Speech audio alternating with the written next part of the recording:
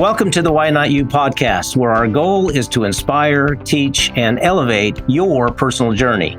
Our heart-centered guests love sharing some of their life-changing aha moments, hoping that it might be of benefit to you.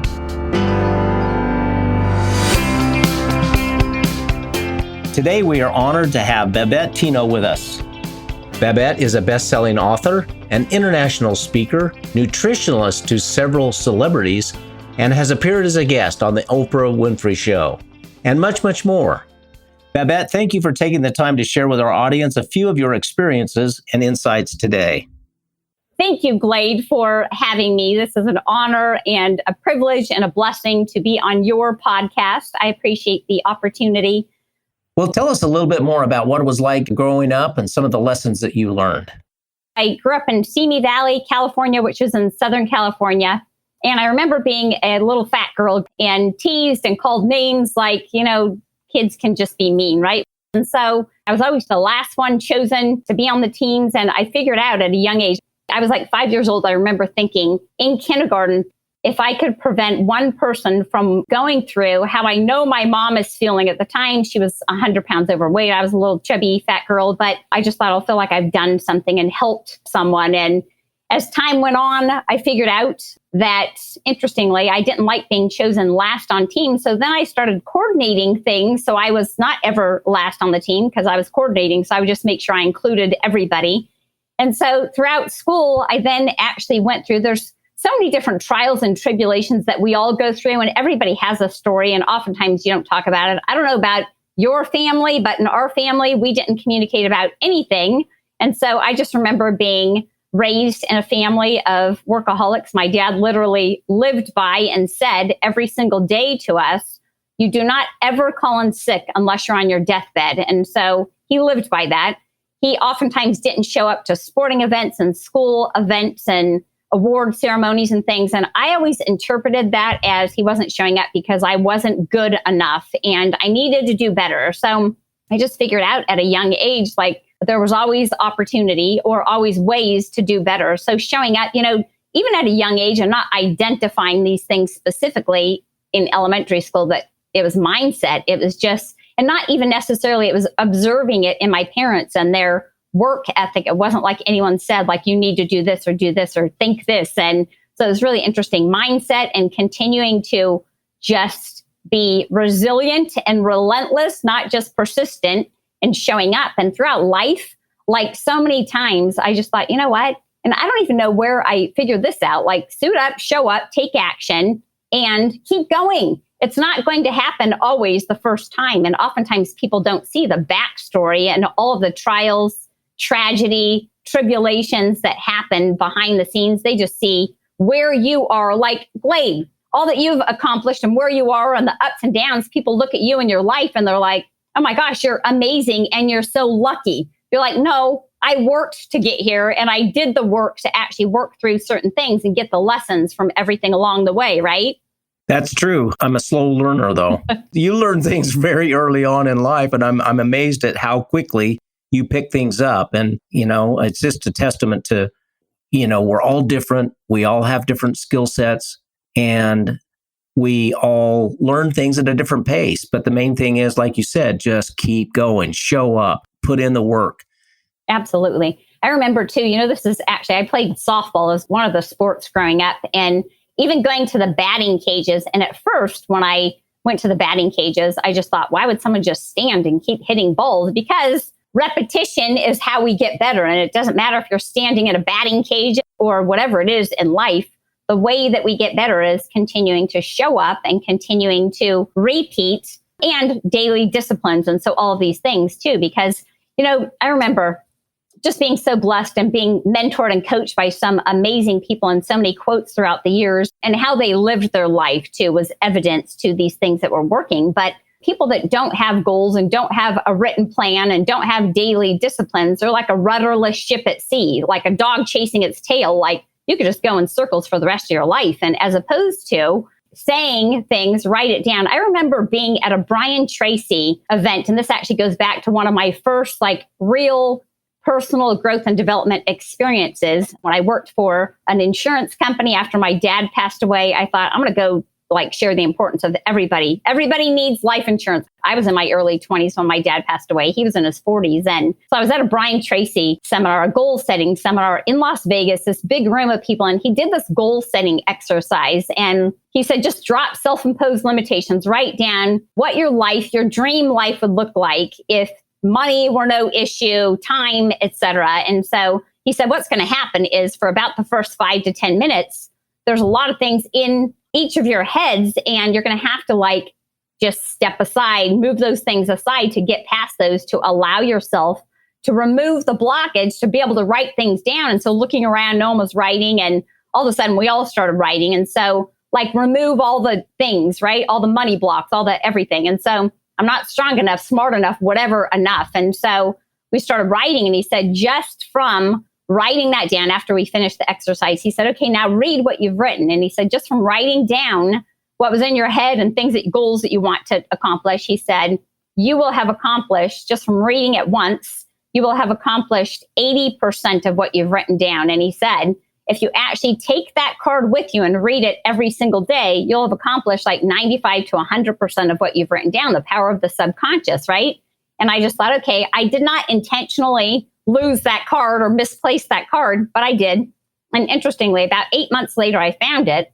And I thought this is really interesting because I actually had accomplished 80% of what I had written on that card. And I thought the power of written goals, and some of these things were pretty huge things. And I just thought, oh my gosh. So, and just being poured into and through that company, learning about Zig Ziglar, Brian Tracy, Og Mandino, Jim Rohn, on and on and on. And then interestingly, some of these people I know from reading like your book, your chapter in the Think Big book, like some of these are some of the same people that you've learned and grown from throughout the years, right? Absolutely, it is. And they're so important because I was a young kid and my mom passed away when I was 6, and I didn't really have that nurturing, our family, we were close and we loved each other. We knew we were loved, but there wasn't much communication going on. And so I understand that about the communication side of things. But what I do remember is always feeling like I was never fast enough, good enough. I was the youngest of 8 kids. I had 2 older brothers close to me, and they didn't want me around. I was just that little menacing young kid. And I mean, I can tell you all the little things. And so I was always seeking approval. And I think it was my early 20s that I got introduced to personal growth and development, and those same names, all those same names that you were talking about there. I just devoured their books, their audio cassette tapes. I played them over and over and over until they broke. And then I'd get Scotch tape and wrap it around the cassette tapes and, just keep listening and listening. Everywhere I went, my truck became a audio library, and I was just spellbound by the information and the growth. And I just felt really, really great. Wow, Babette, that is amazing that you learned some of those life lessons so early on. Looking back with those personal growth and development people, I'm wondering if there was a time prior to that where you realized that there was a turning point. There was something significant that happened that helped you incorporate the work ethic and the desire to help others at an early age? When I was 17 years old, I had a surgery. I had scoliosis, and the surgery was supposed to be a corrective surgery. My left leg and left femur specifically was 2 inches longer than my right. And so they thought by removing 2 inches of my femur that it would correct the scoliosis in my back. And so I was in the hospital. It was supposed to be a 4-hour surgery that turned into a 19-hour surgery. I literally lost too much blood on the operating room table and died on the operating room table. And so my mom actually had worked at a different hospital than the one I had the surgery at. Obviously, it doesn't take much to figure out like 4 hours versus 19 hours. Something's not quite right. They didn't communicate. And so my parents were beside themselves in the waiting room. And so when they finally went out and told them, first of all, I obviously lived, thank God. But it was interesting because even that experience, that was like one of the surgeries of that century, because there were literally 3 other girls that were in and out with the same exact surgery in the bed next to me. But I actually had to recover from obviously dying on the operating room table. So I was in the hospital 3 times as long as the rest of them. When I was strong enough to actually get out of bed, they started taking me wheeling me to physical therapy, and we had to go through the children's oncology floor. And I remember thinking, witnessing these children, small children, having IV pull races up and down the hospital hallway. And I just thought, oh my gosh, just the joy. They have no idea. I mean, obviously they know they're in the hospital, but the way that these doctors and nurses made them feel such joy and living full out. And I just thought, oh my gosh, Babette, get up on that ramp. You know, I couldn't walk on my leg yet since that was a major surgery, obviously. However, I'm like, pull yourself up. Like, doesn't matter how weak you feel, do it for the kids, right? Anyway, that was like really clearly an impactful experience. And interestingly, my dad, 7 years later, actually died from cancer. And interestingly, I chose to specialize in stage 4 cancer, autoimmune conditions, and eating disorders, because a lot of people, what I witnessed, were afraid to have direct and real conversations with people. And in fact, all they did was, like going through that experience with my dad, was give a prognosis. And I thought, there's more to it than that. And not only that, sometimes what I've learned in the last 32 years now is that there's a few different types of people, right? When someone's given a prognosis and you have 6 months to live, then they subscribe to that and fully buy in. However, if you say, here is what we're going to do, and some people get attached to a diagnosis, and so every single day they're living out what that should look like or what they've been told it looks like. And so even in practice, I said, we're not going to talk about diagnoses. What I'm going to go over with you is your baseline labs and what they look like now, because everything can actually be corrected. So what I practice is functional medicine. So getting to the root cause on a cellular level of the symptoms and the diagnosis upstream. I am not a doctor. However, natural logical conclusion and being trained and mentored by some of the best and brightest in the world in every area, personal growth and development and medicine and, just lots of different specialties.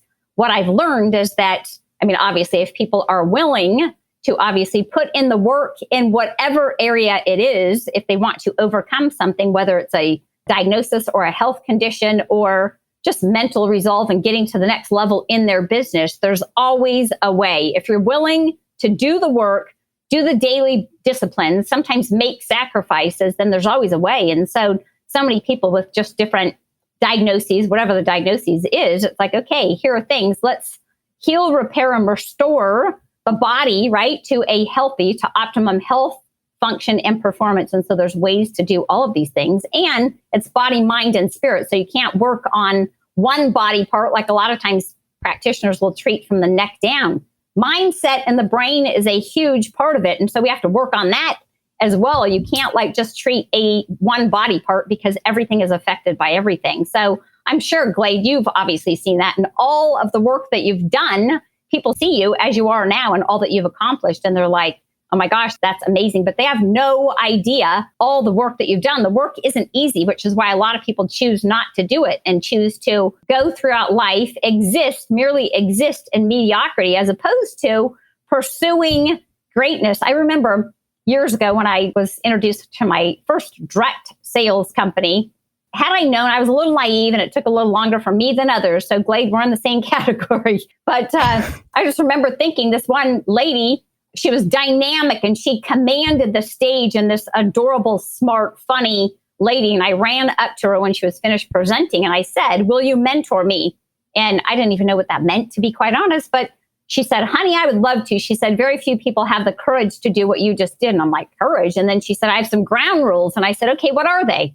She said, no whining, no moaning, no complaining. If you ever call me and present a problem without a solution, I'll hang up on you. And you can't afford the luxury of a disappointment. You have 30 seconds to get over it. And so I stood there. I'm like, this is the courage she was talking about, I was thinking. And so anyway, she said where she lived. And I was thinking, that's okay. I lived in a different state, but I was dissatisfied with where I was in my life. And I knew that there was more based on what she had just presented. There were thousands of people in that room. And here's the part of the story that is so impactful, and for years and years and years was very impactful to me and many others. So she was good friends with Jim Rohn and Les Brown. And so we all attended things and, went to a concert and all these other things together. I was very naive. And had I known the presence of greatness that I was in, I would have asked more and better questions, just gotten out of the way of myself and learned, immersed myself and learned, we can learn something from everyone along the way, but if we can certainly shorten our learning curve, if we go to people at the top of their respective career paths. A couple days ago, I was actually on the phone with Les, who knew that this 26 plus year friendship would carry on. And those people in your life that have just given so much and made such a huge impact in your life, and your friends, like you pick up where you left off. And so I've been so blessed, as I know you have, and you've shown up, because you may not have met or had the opportunities that you've had and poured into others and impacted so many people like you have, had you not continued to suit up and show up. So people don't see the ugly, dirty, blood, sweat, and tears behind the scenes. But here you are presenting, cleaned up, like extremely successful, right? All these things. And so people are like, oh my gosh, that Glade guy, and the glow that you have about you, people are like, I want what he has. And it doesn't even matter. Chronological age is just a number. So thank God you continue to show up and do the work, because I believe that your best chapter is in front of you still. And especially with the few things that you have launching and that just launched. I mean, it's amazing what is happening. Well, thank you, Babette. And the truth of the matter is, the work is so hard. It is so difficult. And it's a lot easier to run away from it, throw it under the rug, bury it under the rug. It's a lot easier. But that is not how we're built. That is not how we're wired. We have the seeds of greatness in our DNA, and we are not here to fail. We are here to succeed and grow and develop and give back. And that's, you're so right. A lot of it's because of the mindset and the words. I always used to think that these, the Zig Ziglars and Og Bandinos and Jim Rohns and whatnot, they were out to sell books and tapes and seminars so that they could get rich. Well, you know what? They're already rich. They were wanting to give back. They were wanting to help and serve. And that's what's been so powerful from those experiences and those seminars. I mean, I've got a library of books here. I have read and read and read. It's time to start applying some of these things. It's not just reading about it. Knowledge is just knowledge until you put it with action, until you do it. But doing the work, man, that's hard. That's really hard. I agree. And you know what? Something you just said, so many golden nuggets in there. One of the things was, I was actually thinking, it is so important, because there are times when all of us want to just throw in the towel and say, okay, I'm tired. I don't want to do anymore, right?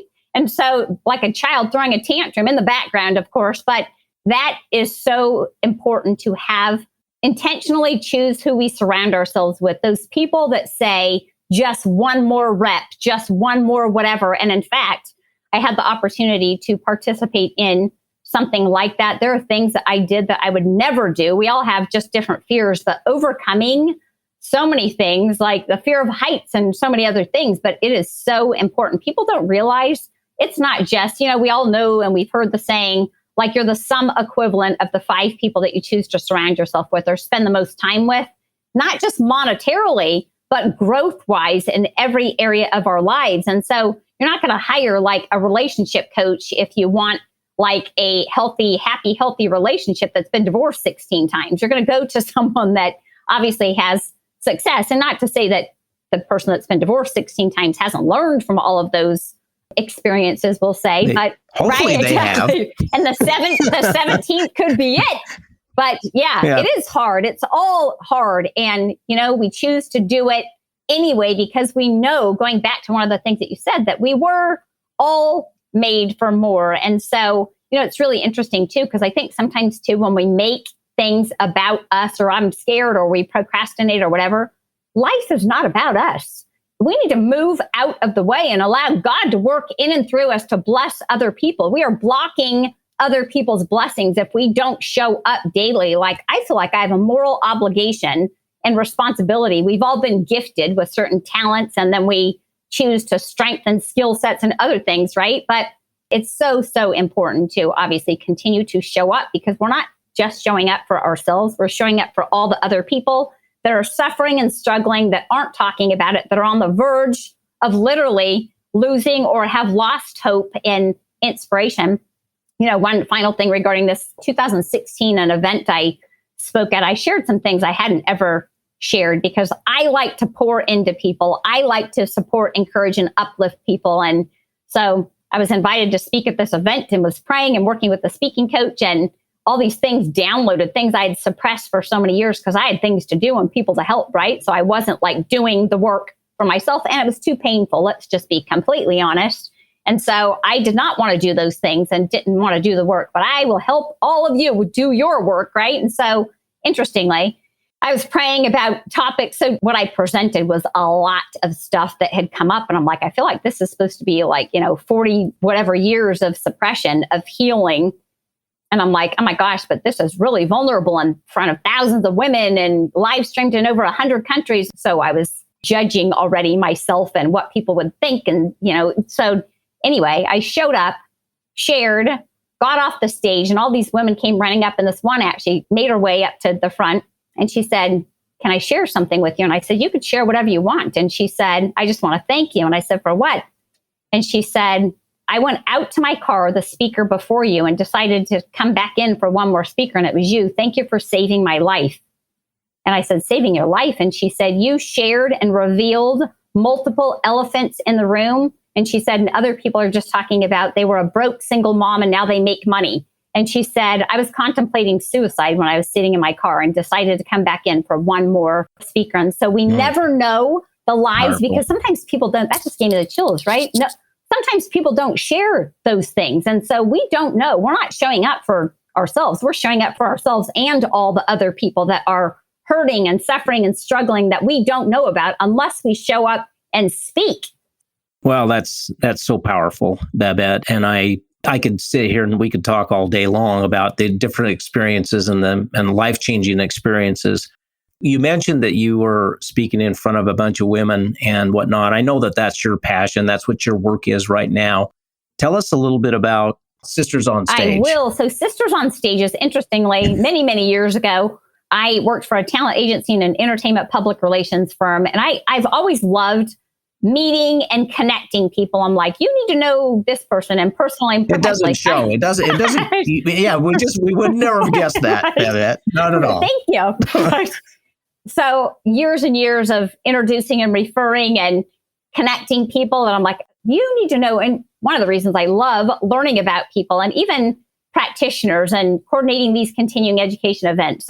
So lots of those things. So throughout the years, in practice with so many different women, my practice has been like 85% to 90% women, and some with stage 4 cancer diagnoses, some with autoimmune eating disorders. And so there's clinical patterns and observations and things. And so many women, thousands throughout the years. And I've actually said, when they share, they said, I feel like you're my therapist and my nutritionist. And I said, well, everything's connected. So just let it all out. It's not going anywhere. So many women that have actually shared with me have been or are currently in abusive relationships. And I thought 25 years ago, Lord, I just want to do something to help all these women, provide tools, training, and resources. And interestingly, I'm not a good hurry up and wait type of person. However, I felt like I needed to wait on that. And so I've continued to refer and connect people and throughout all of these years. But a couple of years ago, in the middle of the night, I woke up and the Lord said, buy this domain name, Sisters on Stages. And I'm like, okay, because I've learned sometimes I forget things if I don't do them immediately in the middle of the night.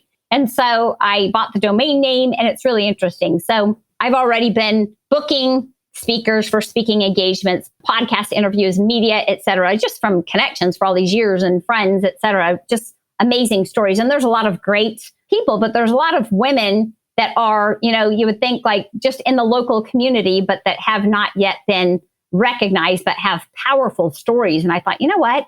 I want to help these women not just get on stage, but find their purpose and just help them coaching and overcome certain things. And so Sisters on Stages is the website's currently being completed, but still booking women to speak and to make a difference and impact. So it is lifting up sisters and helping them rise to their greatness, first find their passion and purpose, because sometimes people are like, I don't even know what it is. So different exercises and coaching. And I said, should it be called Sisters on Stages and a Few Good Men? Because I still do help men as well. But no, Sisters on Stages is it. And so just helping them. Meeting them where they are and leading them to where they want to go, sometimes helping them identify where it is they want to go, because a lot of people don't know and they haven't ever They're like, can you help me set goals? Even my own mom, who's 78, say, can you help me set goals? I'm like, okay. So it's really interesting. I mean, just different, we've all had different experiences. And so the opportunity, we are all here for each other. So this is an opportunity to help and to serve more women. So my goal is to actually help 1 million women in the next 10 years. And so we're on the fast track, but also just through events and retreats and some other opportunities that are coming up. Thank you for asking, because that is my purpose and passion. And not only that, I want women, let's raise the bar for the female species and women to step up, rise up.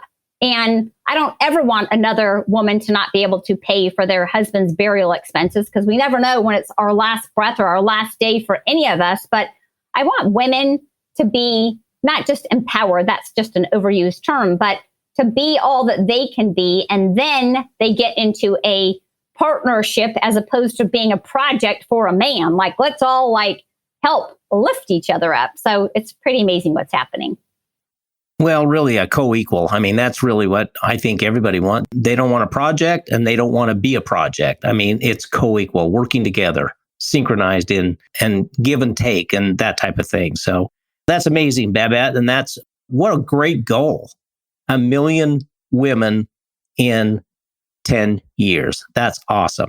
So how do people get in touch with you? What's the contact information? And I'll put it in the cliff notes here of the podcast so that people can get there. But why don't you tell people how they can get a hold of you? Thank you. It's just the first letter of my first name, B, as in Babette, and then my last name spelled out, Teno, Teno, at sistersonstages.com.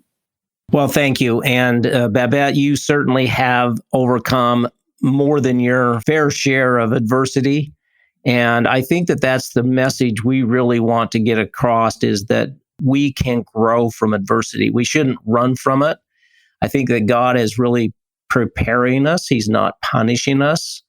And it's really a way for us to prepare and grow and develop. And like you said, serve and help other people. So thank you so much for your time and your thoughts and wisdom and experiences that you've shared with us today. It's been fascinating. Thank you. Thanks so much for having me. I appreciate it.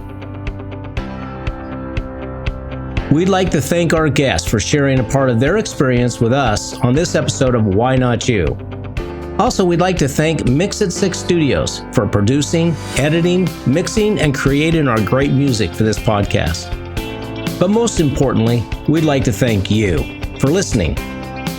Be sure to leave a review on your favorite podcast platform. Also, be sure to subscribe so you don't miss our next episode of Why Not You? See you next time.